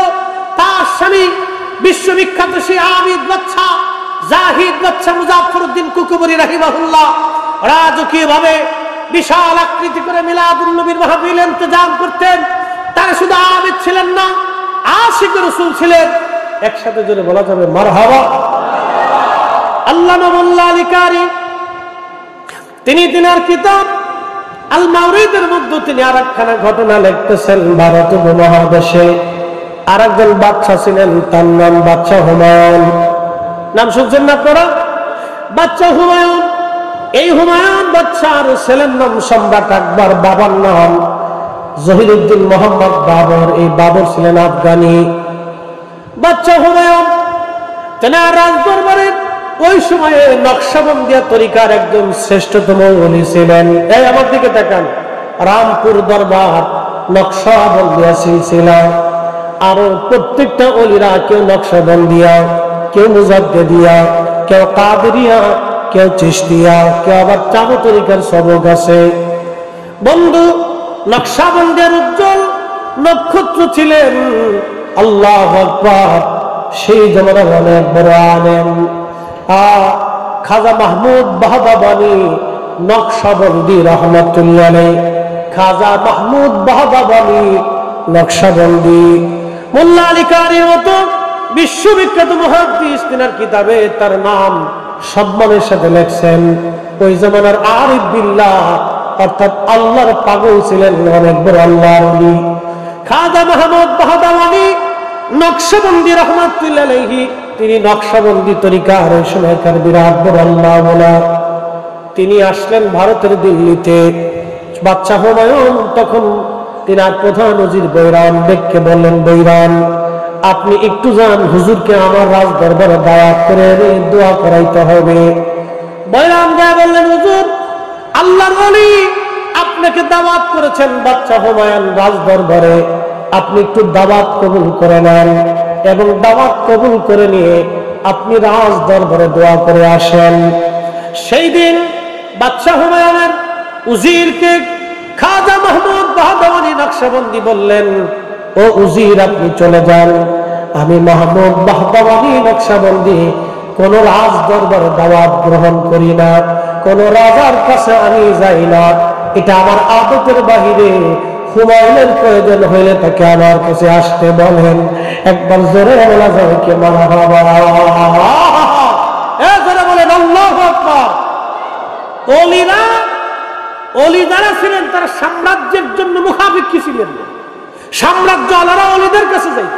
কি কথা কোন ঠিক কিনা? তো মনোযোগ দেন। বাহদাওয়ানি নকশবন্দি রহমতুল্লাহ বলে আপনি চলে যান।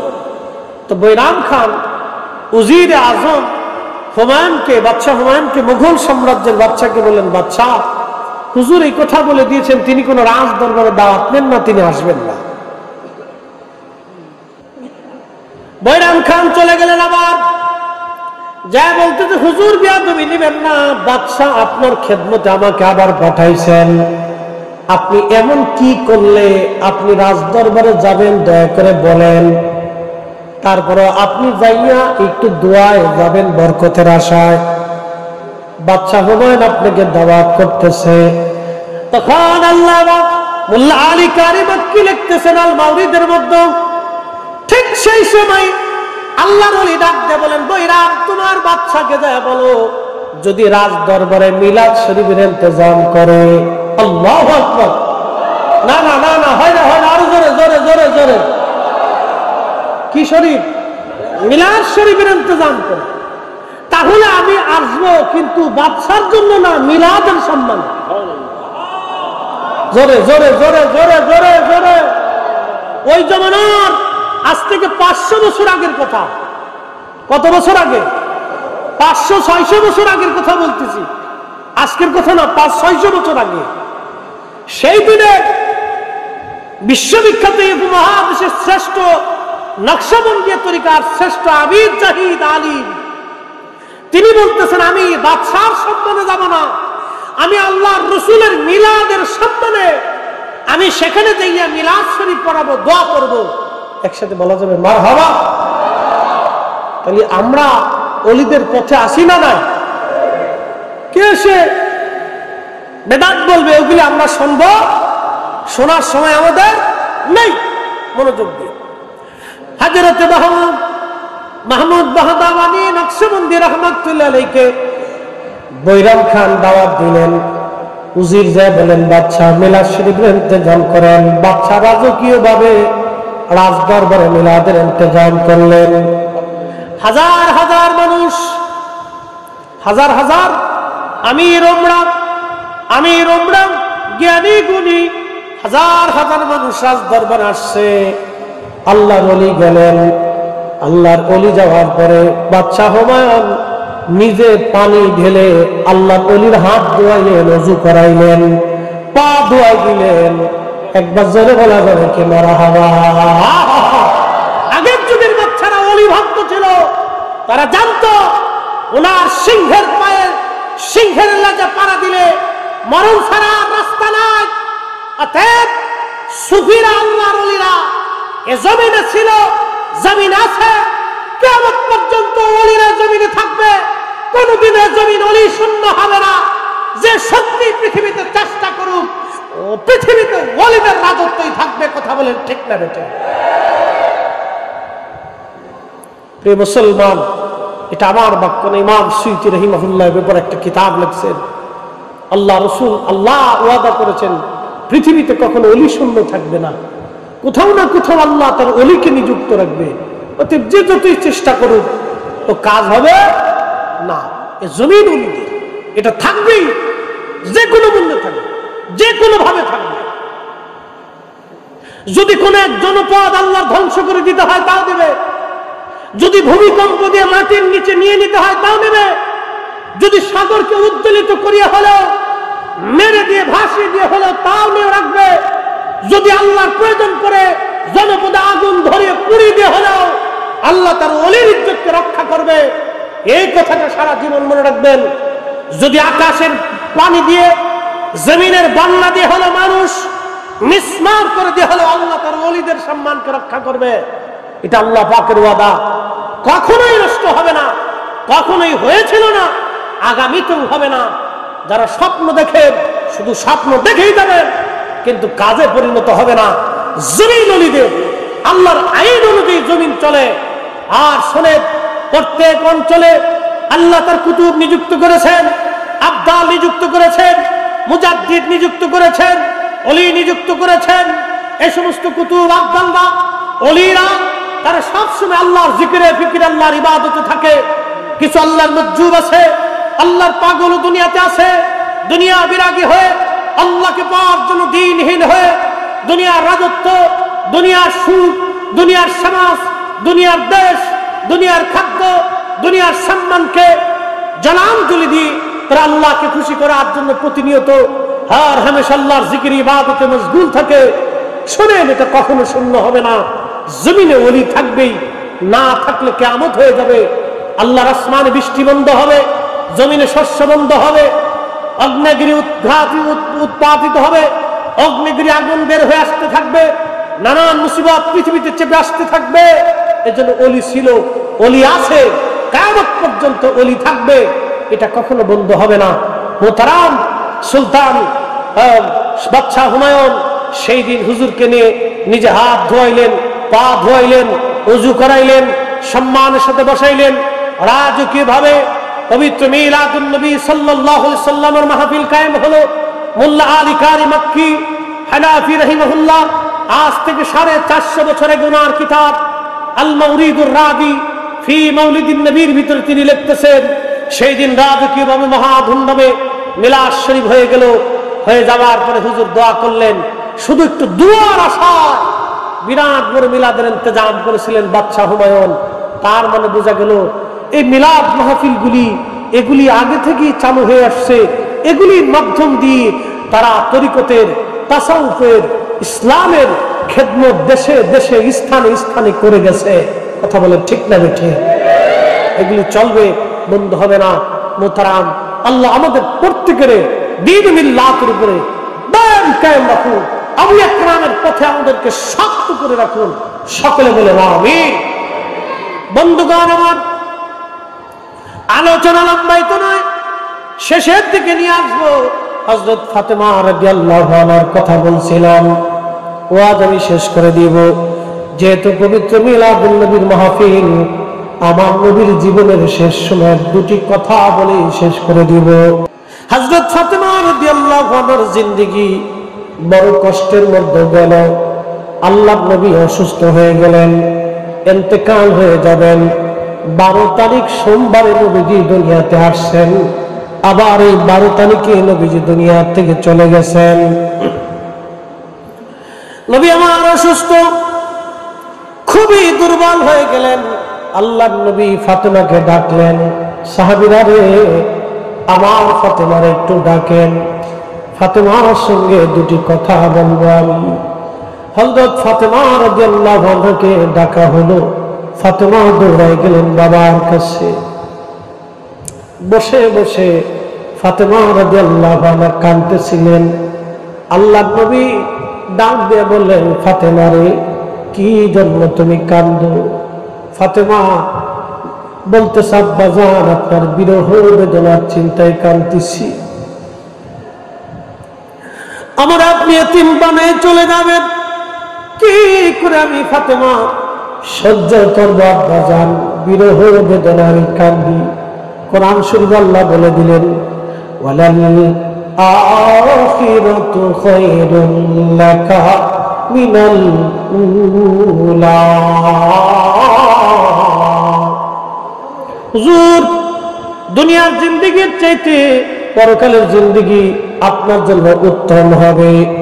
নবীজির সময় গলায় গেল, বিদায়ী ঘন্টা বেজে গেল, অর্থাৎ আল্লাহর হাবিবের বিদায়ের সময় চলে আসলো। ফাতেমা কান্দে। নবীজি ডাক দিয়ে বলেন, ফাতেমা রে, তুমি কি জানো আল্লাহ আমাদেরকে কি সম্মান দিয়েছে? ফাতেমা রে, আল্লাহ তোমার একজন বাবা দিয়েছে, যেই বাবা সৃষ্টির মধ্যে শ্রেষ্ঠ, যেই বাবারে আল্লাহ হাবিবুল্লাহ বানাইছে। ফাতেমা রে, আল্লাহ তোমারে দুইটা সন্তান দিছে, কারো ঘরে এরকম সন্তান আল্লাহ দেয় নাই। আমার আল্লাহ দুইটা সন্তানের কি নাম দিছে জানেন রে ফাতেমা? আল হাসানু ওয়াল হুসাইনু সাইয়্যিদা শাবাবি আহলিল জান্নাহ। আমার হাসান আর হুসাইন দুইজন জান্নাতের যুবকদের সর্দার।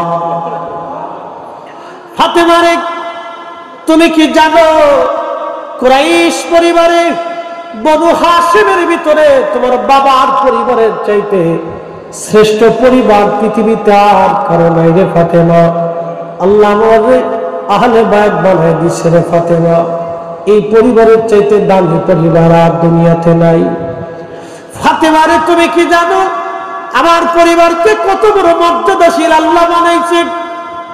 তোমার বংশের ভিতরে জাফর নামক একজন, যার দুইটা হাত কাফেররা কেটে ফেলে দিয়েছিল রে ফাতেমা, আল্লাহ হাতের বদৌলতে তার পাখা দিয়ে দিচ্ছে। আমার জাফর জান্নাতের ৮টা দরজা দিয়ে যেখানে খুশি সেখানে সেখানে আমার জাফর ঘুরে বেড়ায়। ফাতেমা রে, শোনো, তোমার বংশের ভিতরে তোমার দাদা, তার নাম আমির হামজা, আল্লাহ তারে সাইয়্যিদুশ শুহাদা বানাইছে, শহীদদের সর্দার বানাই দিছে। ফাতেমা রে, তুমি কি জানো তোমার আব্বা জানকে আল্লাহ কত বড় মর্যাদাশীল বানাইছে? ফাতেমা, ফাতেমা রে, আর শোনো আল্লাহ কি পরিমাণে মর্যাদা দিচ্ছে। তুমি কেন কান্দো রে মা? তুমি ওই আলীর সঙ্গে আমি বিয়ে দিয়েছিলাম রে ফাতেমা, সে আলীর ব্যাপারে তোমার মন খারাপ ছিল, তুমি গরিব ঘরে, আমি কেন তোমারে বিয়ে দিলাম? ফাতেমা, আলীর সাথে তোমারে বিয়ে দিছি, বিয়েটা আমার ইচ্ছায় হয় নাই। তোমার সঙ্গে আলীর বিয়েটা আমি আমার আল্লাহর ইচ্ছায় দিয়েছিলাম। তোমার স্বামী আমি পছন্দ করি নাই, আল্লাহ নিজে পছন্দ করেছে। একবার জোরে বলবেন তো আল্লাহু আকবার।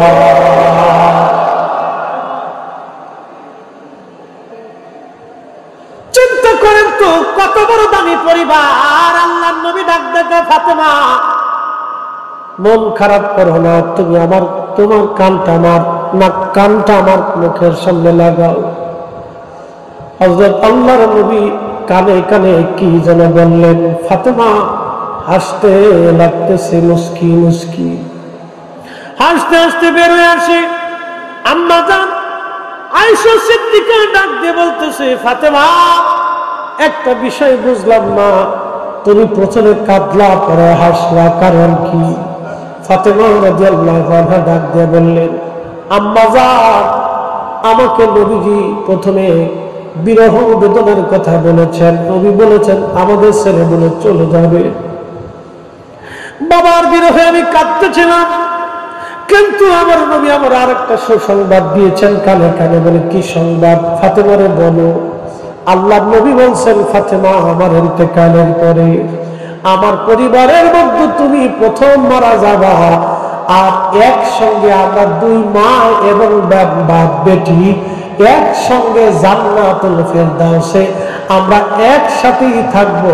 আমার আব্বা আমাকে সুসংবাদ দিয়েছেন, এই জন্য আমি খুশিতে মাতোয়ারা হয়ে হাসতেছি।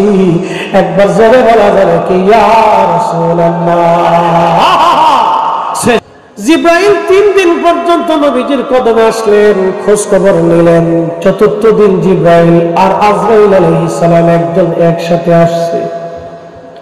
যদি কোনদিন মদিনাতে যান, এখনো সেই বামে জিব্রাইল বাম পাশে আছে, আমাদের কিবলামুখী বাম পাশে বামে জিব্রাইল এখনো আছে।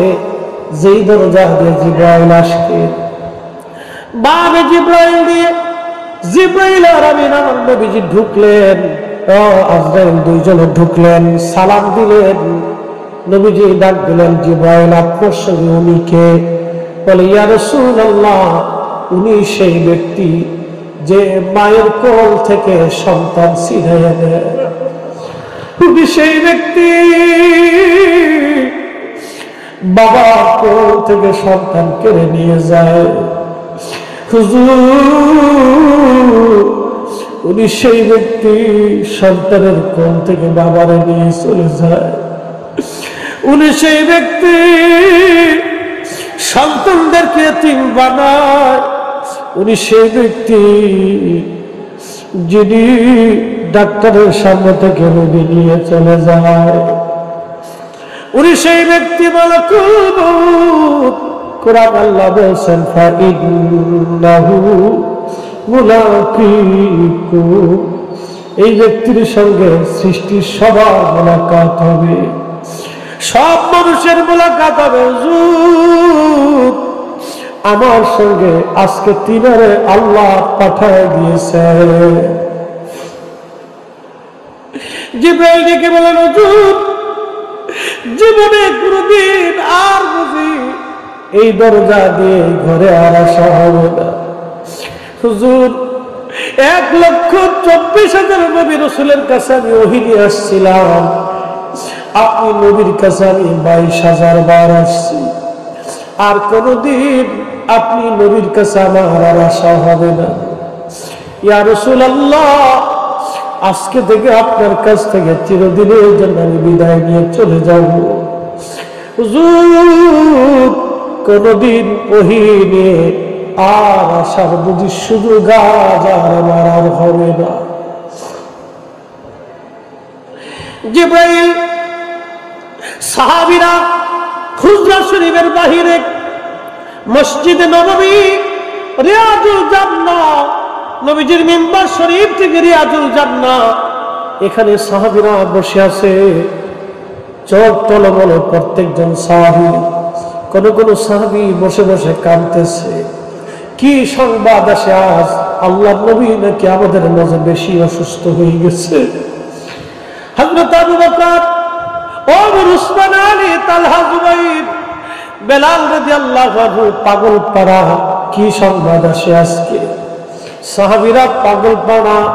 আম্মা জানরা বলতেছিলেন আমরা পাশের ঘরে সবাই মিলে কাপড় মোড়া দিয়ে চাদর টেনে মোড়া দিয়ে বসে আছি, কি সংবাদ আমাদের মাঝে আসে?